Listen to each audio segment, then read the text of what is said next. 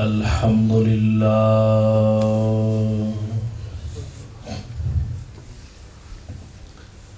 الحمد لله حمدا كثيرا طيبا مباركا والحمد لله على عباده حليما غفورا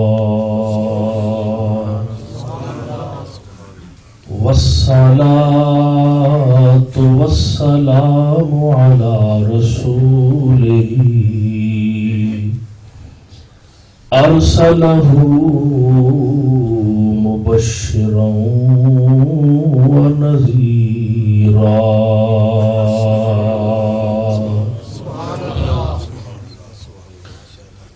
وعلى آله وأصحابه وأهل بيته دائما أبدا. سبحان اللہ. یا صاحب الجمال ویا سید البشر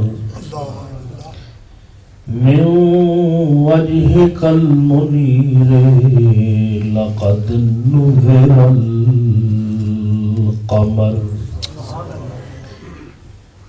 لا يمكن الصناء كما كان حقه. یا رسول اللہ صلی اللہ علیہ وسلم بعد از خدا بزرگ آپ ہی قصہ مختصر. صلی اللہ تعالی علی خیر خلقہ وعلی آلہ وأصحابه وأهل بيته أجمعين. أما بعد فأعوذ بالله السميع العليم من الشيطان الرجيم. بسم الله الرحمن الرحيم. وبشرناه بغلام حليم. سبحان اللہ. حضرات گرامی، میرے دل میں بے حد مسرت ہے کہ علم و عمل، تصوف و معرفت اور روحانیت کی عظیم مرکز صفت الاسلام بریڈ فورڈ میں جمعۃ المبارک کے بابرکت اجتماع میں مجھے شرکت کا موقع مل رہا ہے. اللہ اکبر. برطانیہ کے مختصر دورے کے دوران 2 جمعے یہاں برابر آئے تو الحمدللہ کہ آج کا جمعہ یہاں ادا کرنے کا موقع ملا. پاکستان اور یورپ کے حالات مختلف ہیں. میری تقریر سٹارٹ ہوتے ہوئے کوئی 35 منٹ 40 منٹ لگتے ہیں. ماشاءاللہ. سبحان اللہ. یہاں ٹوٹل اسی پر اختتام ہو جاتا ہے. سبحان اللہ. تو کیونکہ پورے بر صغیر پاک و ہند اور دنیا اسلام میں میں واحد آدمی ہوں جو اپنے مرکز میں جب گفتگو کرتا ہوں تو خواہ وہ 1:30 کے بجائے 2 بج جائیں 3 بج جائیں 3:30 بج جائیں، جب تک بات پوری نہ ہو اللہ اس سبحان وقت اللہ تک نظام جاری رہتا ہے۔ سبحان اللہ ماشاء اللہ یہاں کا سسٹم اور نظام جو ہے بالکل میں اس کے مطابق ہوں، اور میرے دل میں بے حد مسرت ہے کہ آج اس عظیم مرکز میں چاند کی وہ تاریخیں جن کو تاریخی اعتبار سے دیکھا جائے، سبحان اللہ عظمت کے اعتبار سے دیکھا جائے، جہ و جلال کے اعتبار سے دیکھا جائے، عز و انکساری کے اعتبار سے دیکھا جائے، ایثار و قربانی کے اعتبار سے دیکھا جائے، جس رنگ سے بھی دیکھا جائے، یہ تاریخیں اس تاریخ سے بھرپور انداز میں بھرپور ہے۔ سبحان اللہ جناب سیدنا ابراہیم نبینا علیہ الصلوۃ والسلام اللہ رب العالمین کے وہ عظیم نبی ہیں۔ بے شک بے شک ہمارا یہ عقیدہ ہے کہ حضور نبی پاک صاحب اللہ صلی اللہ علیہ وسلم کے بعد نبیوں میں جو حضور کے بعد سب سے بڑا مقام ہے جناب ابراہیم علیہ السلام۔ سبحان اللہ سبحان اللہ وہ اتنی بڑی شان والے، اتنی بڑی عظمت والے کہ جنہوں نے اللہ کے اذن سے خانہ کعبہ تعمیر کیا، سبحان اللہ اور خانہ کعبہ تعمیر کرنے کے بعد رب کی بارگاہ میں عرض کی، ربنا وبعث فیہم رسولا منہم یتلو علیہم آیاتک ویعلمہم الکتاب والحکمت وَيُزَكِّيهِمْ إِنَّكَ أَنْتَ الْعَزِيزُ الْحَكِيمُ۔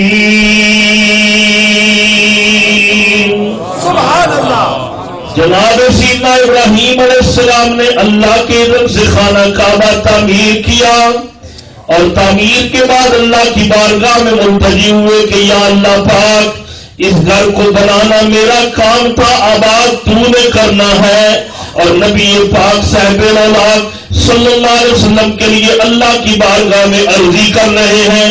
جبھی تو قرآن مجید کا یہ ارشاد سننے کے ساتھ ہمیں یاد رکھنا چاہیے، حدیث پاک میں ہے میرے آقا کریم نے فرمایا کہ میں اپنے جد اعلیٰ جناب ابراہیم کی دعا ہوں۔ حضور نے فرمایا میرے جد اعلیٰ جناب ابراہیم نے میرے لیے دعا مانگی تھی، میں ان کی دعا ہوں۔ وہی جناب سیدنا ابراہیم علیہ السلام کہ جن کا جب نمرود سے پالا پڑا، وہ بتوں کو پوجنے والے، وہ مورتیوں کے آگے جبینے جھکانے والے، وہ مختلف مقامات پہ بت خانے سجانے والے، جناب سیدنا ابراہیم نبینا علیہ الصلوۃ والسلام نے اس کی طرف دیکھا ہی نہیں ہے، توجہ ہی نہیں دی۔ کیسے توجہ دیتے؟ وہ اللہ کے نبی ہے، اور نبی بھی وہ ہے ابراہیم خلیل اللہ، اللہ کے نبی ہیں، اللہ کے دوست ہیں، خدا کے دوست ہیں۔ آپ نے توجہ نہ فرمائی، جناب ابراہیم علیہ السلام کو جب سارے ہیلے بہانے کر چکے، آپ تیار نہ ہوئے، آمادہ نہ ہوئے۔ آمادہ بھی کیسے ہوتے وہ تو تصور بھی نہیں کیا جا سکتا۔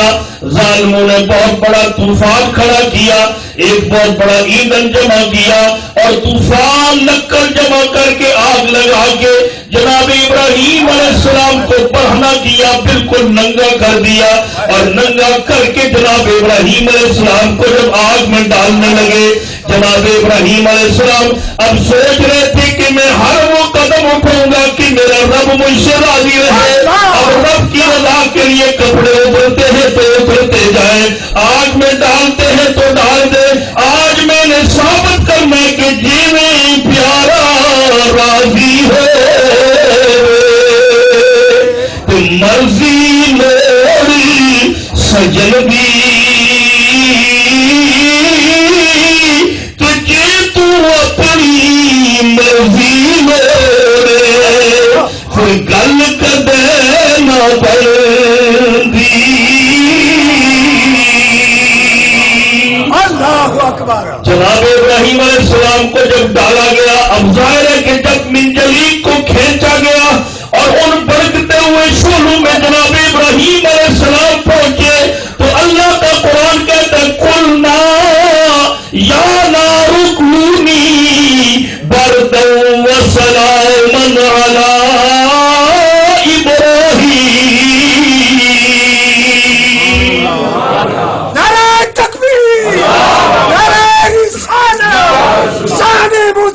عظمت مصطفیٰ وہ آگ گلزار بن گئی اور جناب ابراہیم علیہ السلام بحمد اللہ تعالی بالکل عافیت سے ہے، ذرہ برابر حضرت کو نہ کوئی ایذا پہنچی نہ کوئی تکلیف پہنچی۔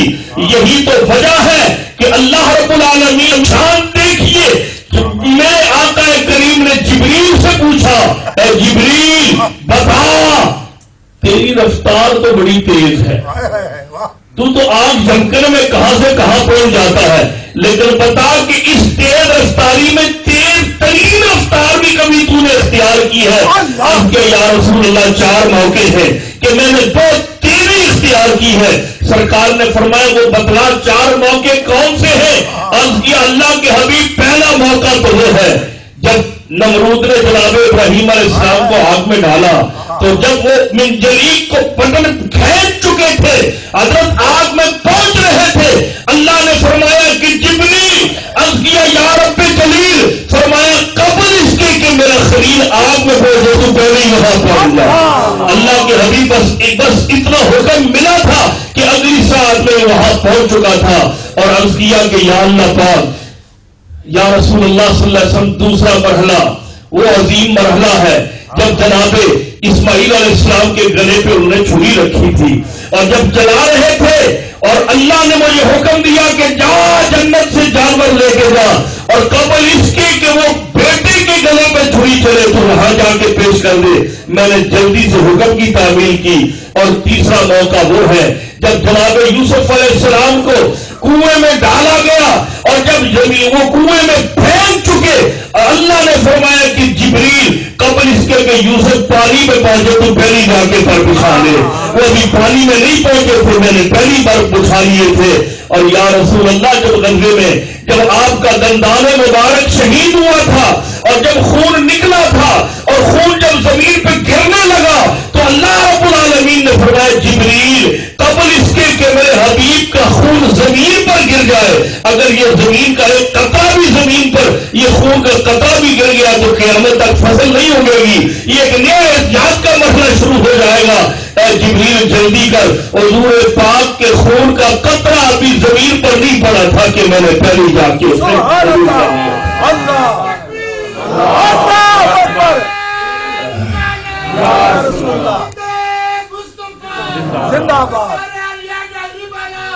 اب اللہ رب العالمین کی شان دیکھیے، خدا تبارک و تعالیٰ کا کرم دیکھیے کہ جناب ابراہیم علیہ السلام ان سارے مرحلوں سے گزر رہے ہیں۔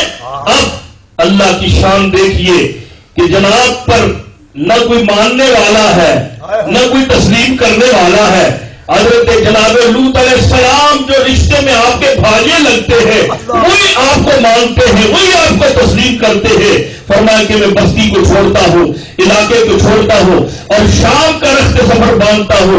لمبی مسافت طے کر کے شام میں پہنچے اور پہنچ کے قیام کیا اور عرض کی رب ہب لی من الصالحین۔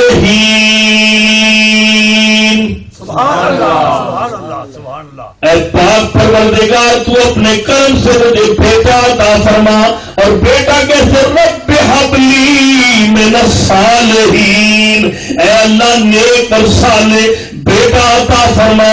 جناب ابراہیم علیہ السلام نے 84 سال کی عمر میں جب اللہ رب العالمین کی بارگاہ میں التجا کی، نجات جواب آیا، ارشاد آیا فبشرناہ بغلام حلیم۔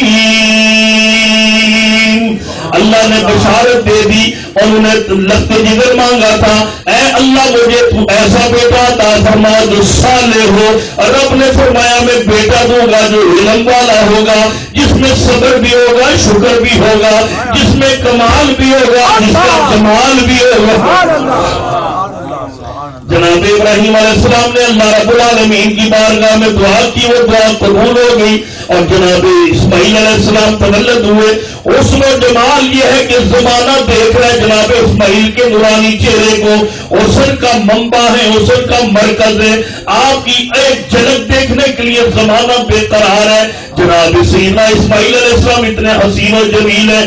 اب اللہ کی شان دیکھیں کہ عمر جب 13 سال کی ہو گئی اور 13 سال کی عمر جب ہو گئی تو اللہ کی شان دیکھیں۔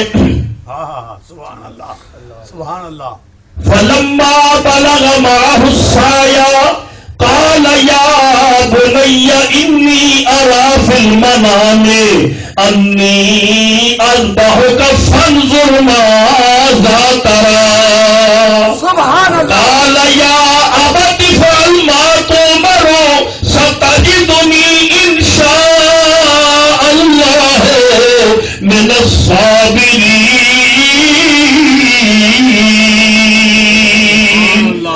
جناب اسماعیل علیہ السلام نے جب چلنا پھرنا شروع کیا، اب بحمداللہ تعالیٰ والد کے ساتھ جا رہے ہیں. پہلے تو والد کی ڈیمانڈ تھی اللہ بیٹا عطا فرمائے، وہ 13 سال کو پہنچ گئے. اللہ تعالیٰ نے جب بالکل حسن و جمال بھی دیا، اب بہت ساری امیدیں وابستہ ہیں اور بہت ساری توقعات وابستہ ہیں. جناب ابراہیم علیہ السلام کو خواب آیا کہ خواب میں اللہ کی راہ میں اپنے بیٹے کے گلے پہ چھری چلا رہے ہیں اور بیٹے کو قربان کر رہے ہیں. اور آپ جانتے ہیں کہ عام بندے کا خواب اور ہے، نبی کا خواب اور ہے. سبحان اللہ. سبحان وہ اللہ. تو وہی ہے، اس کی حیثیت وہی کی ہوتی ہے جو نبی کا خواب ہو. وہ معاملہ مختلف ہوتا ہے. یاد رکھنا چاہیے قیامت تک کے لیے آج کسی بھی انسان کو اگر یہ خواب آ جائے کہ وہ خواب کی وہ دیکھے خواب میں کہ وہ اپنے بیٹے یا کسی عزیز کے گلے پہ چھری چلا رہا ہے، یہ شیطانی وسوسہ ہے. اس پر زندگی میں کبھی عمل نہیں کرنا کیونکہ یہ سارا شیطانی تصور ہے. جناب ابراہیم اللہ کے نبی ہے، اللہ کے نبی کا معاملہ اور ہے، باقیوں کا معاملہ اور. سبحان اللہ. سبحان اللہ. بے شک بے شک. کئی دفعہ اخباروں میں آتا ہے کہ فلاں جگہ فلاں بندے نے اپنے اتنے بیٹے ذبح کر دیے. لا حول ولا قوت الا باللہ العلی العظیم. وہ تو انبیاء کا معاملہ ہے، انبیاء کی نوعیت یہ ہوتی ہے اور نبی کا جو معاملہ ہے اس سے کوئی دوسرا بندہ نہ پہنچ سکتا ہے نہ کوئی مقابلہ کر سکتا ہے. وہ تو بات ہی دوسری ہے. ماشاء اللہ. سبحان اللہ. جناب ابراہیم علیہ السلام نے خواب دیکھا، ایک دن بھی دیکھا، دوسرے دن بھی دیکھا، تیسرے دن بھی دیکھا. یہ تسلسل آ گیا، یہی تسلسل آ گیا. جناب ابراہیم علیہ السلام نے فرمایا کہ اب دیر کیا کرنی ہے. جناب سیدنا ابراہیم علیہ السلام نے اب تیاری فرما لی کہ جو کیفیت میں دیکھ رہے ہو اس کو تباہ کرتا ہوں. اپنے لخت جگر نور نظر جناب اسماعیل علیہ السلام کو بلایا اور بتلایا اور دل میں خیال آیا